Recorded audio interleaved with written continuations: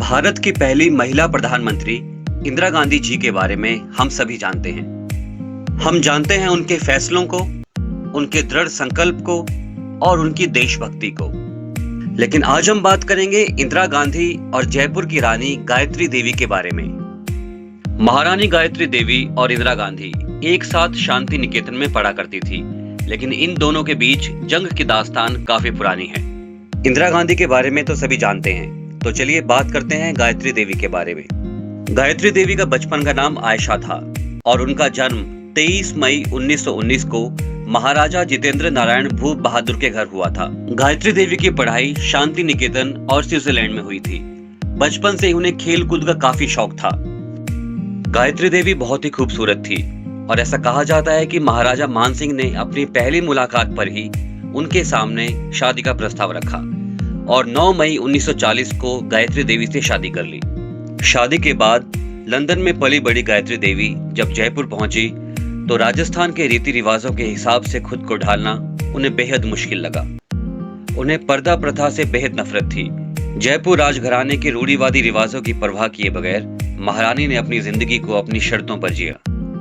1962 में गायत्री देवी ने जयपुर लोकसभा से चुनाव लड़ा था।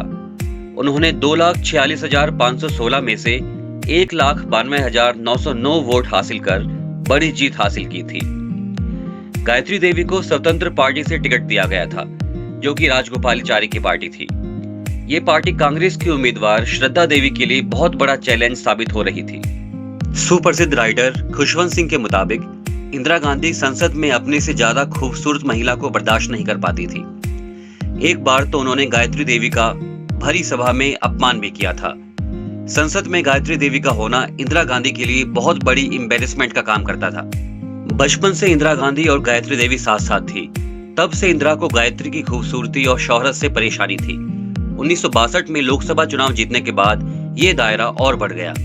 गायत्री देवी की लोकप्रियता से प्रभावित होकर 1965 में प्रधानमंत्री लाल बहादुर शास्त्री ने उन्हें पार्टी ज्वाइन करने का न्योता दिया, जिससे उन्होंने इनकार कर दिया।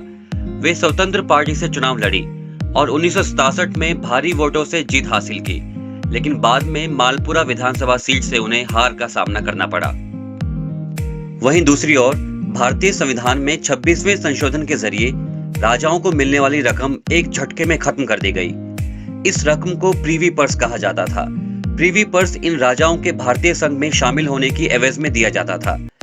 इंदिरा गांधी की ओर से प्रीवी पर्स खत्म करने से देसी रजवाड़े नाराज हो गए थे। 25 जून 1975 में जब इंदिरा गांधी ने देश में इमरजेंसी का ऐलान किया, तब गायत्री देवी मुंबई में अपना इलाज करा रही थी। जैसे ही उन्हें इस बात का पता चला, वो तुरंत दिल्ली लौटी। लोकसभा पहुंचने पर विरोधी दल की सारी सीटें उन्हें खाली मिली। औरंगजेब रोड पर उनके घर पर इनकम टैक्स का छापा मारा गया, जिसमें उन पर विदेशी मुद्रा कानून के तहत संपत्ति छुपाने का आरोप लगाया गया। इसी आरोप के चलते गायत्री देवी को 1975 में तिहाड़ जेल भेज दिया गया। वो वहां पूरे 6 महीने रही। जेल में भी गायत्री देवी का हौसला कम नहीं हुआ। वह वहां कैदियों के बच्चों को पढ़ाने लगी, उनके लिए स्लेट और किताबों का इंतजाम किया, बच्चों के लिए बैडमिंटन कोर्ट भी बनवाया। लेकिन जेल में उनकी तबीयत खराब हो गई। तिहाड़ पहुंचने के कुछ हफ्तों के बाद उन्हें मुंह का अल्सर हो गया। कहा जाता है कि जेल के अधिकारियों ने उन्हें डेंटिस्ट से इलाज कराने की अनुमति देने में 3 सप्ताह का वक्त लिया। जेल में बिताए वक्त का उनकी सेहत पर असर पड़ा और बाद में उन्हें गैलस्टोन हो गया। आखिरकार उन्हें पैरोल पर रिहा कर दिया गया। कहा जाता है कि इंदिरा गांधी ने कई शर्तें रखी, जो 1977 के चुनाव तक लागू रही। जेल से रिहा होने के बाद वह राजनीति से रिटायर हो गई। इसके बाद उन्होंने ए princess remember the memoirs of the महारानी ऑफ जयपुर नाम से अपनी आत्मकथा लिखी। इमरजेंसी के बाद हुए चुनाव में इंदिरा हार गई। 1999 में कूच बिहार तृणमूल कांग्रेस ने गायत्री देवी को लोकसभा का टिकट देने की पेशकश की, लेकिन उन्होंने ये स्वीकार नहीं किया। 29 जुलाई 2009 को फेफड़े के संक्रमण और लकवे से संघर्ष करते हुए गायत्री देवी का निधन हो गया। पूर्व प्रधानमंत्री इंदिरा गांधी और महारानी गायत्री देवी के बीच इस तनावपूर्ण रिश्ते के बारे में हम बहुत कम जानते हैं, लेकिन ये रिश्ता इतिहास में हमेशा दर्ज रहेगा।